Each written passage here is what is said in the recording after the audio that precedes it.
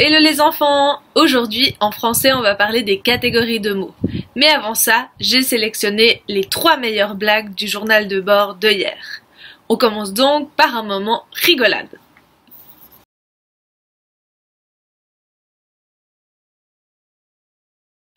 Première blague. J'ai une blague sur les magasins, mais elle n'a pas super marché. Merci Erdem! On continue avec la blague de Johanna. C'est l'histoire d'un bœuf qui court et qui se viande.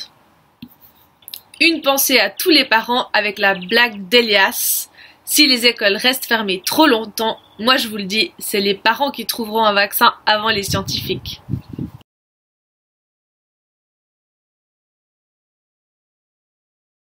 Maintenant qu'on a bien ri, on peut passer au travail. Et comme je vous l'ai dit, on va revoir et finir le dossier catégorie de mots, autrement dit, la nature des mots.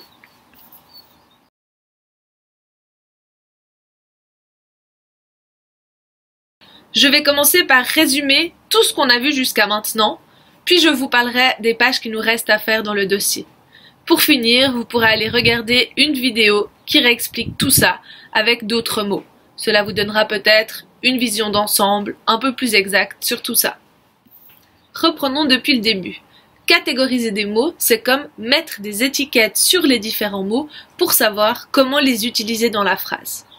Dans une phrase simple, on peut avoir un déterminant, un nom, un adjectif et un verbe. Par exemple, cette plante, ce cactus, a été appelé d'abord cactus. C'est un nom. À cela, on a ajouté un déterminant, un cactus. Si je dis ce cactus, j'ai toujours un déterminant et un nom, mais le déterminant est défini. Je dis ce cactus. Ce cactus est le verbe, vert. Vert est l'adjectif qui définit la couleur du cactus. Je répète, nous avons dans chaque petite phrase un nom noyau. Cactus. À cela, nous ajoutons un déterminant qui peut être masculin, féminin, singulier ou pluriel. Ici, il s'agit de le cactus ou un cactus ou ce cactus. Ensuite, nous ajoutons un verbe. Le verbe représente souvent l'action. Le cactus est et nous rajoutons un adjectif qui définit comment est ce cactus. Le cactus est vert. Là, il n'y a pas vraiment d'action, hein. On pourrait dire ce cactus boit de l'eau et là, il y aurait plus une action. Si je veux faire une dissertation sur ce cactus, je ne vais pas à chaque fois répéter le cactus, ce cactus, etc. Au bout d'un moment, je vais mettre « il est vert ».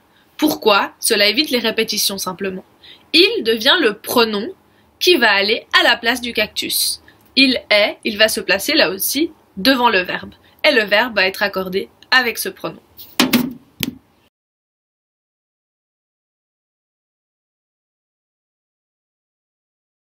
Voilà donc les premières catégories que nous avons vues ensemble en classe. Un nom, on peut avoir un nom propre, dans ce cas il va y avoir une majuscule comme la Suisse ou un prénom, ou un nom commun comme cactus. Ensuite le déterminant qui se place toujours avant le nom. Un verbe qui donne l'action de la phrase et un pronom si on pronominalise le nom comme il. Le pronom et le verbe vont toujours être accordés de la même façon.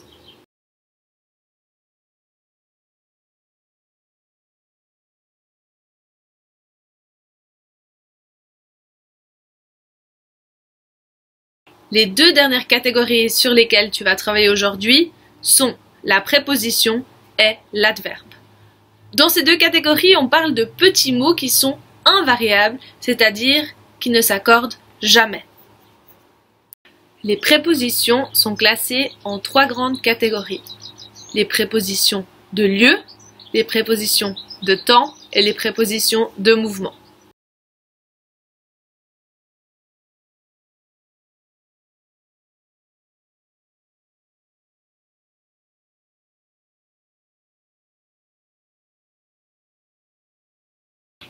Où se trouve la grenouille? Elle se trouve devant le cactus, à côté, derrière, sur, sous. Tout ça sont des prépositions de lieu. Nous avons ensuite les prépositions de temps. Quand Est-ce que je joue avec la grenouille avant la vidéo, après cette vidéo, pendant cette vidéo, jusqu'à ce que j'aie fini ma vidéo, etc. Tout ça sont des prépositions de temps. Et finalement, les prépositions de mouvement. La grenouille va vers la maison, à la maison, par ce chemin. Tout ça sont des prépositions de mouvement. Et on termine avec la dernière catégorie, les adverbes. Comme son nom l'indique, l'adverbe est souvent associé à un verbe. Il va donner des précisions sur ce verbe. On peut classer les adverbes en 4 catégories ou 4 grandes questions qui définissent le verbe.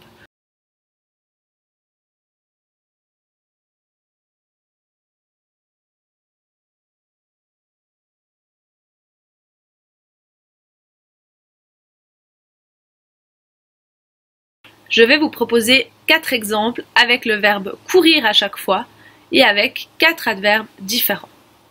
La première grande catégorie d'adverbes sont les adverbes de lieu. Cela répond à la question où. Elle court où? Elle court devant l'école. Devant est donc l'adverbe qui dit où elle fait l'action, c'est-à-dire où elle court. Deuxième exemple, les adverbes de temps. Quand est-ce qu'elle court? Elle court aujourd'hui. Aujourd'hui est un adverbe de temps qui précise le moment où elle court. Troisième catégorie d'adverbes, les adverbes de quantité. Elle court beaucoup. Beaucoup donne la quantité sur le nombre de temps où elle court.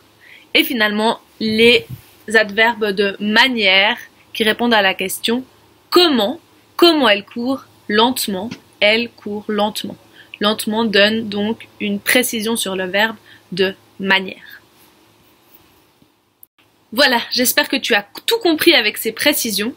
Comme dit au début de la vidéo, je te laisse regarder une petite vidéo YouTube pour un peu mieux fixer tout cela et ensuite finir ton dossier.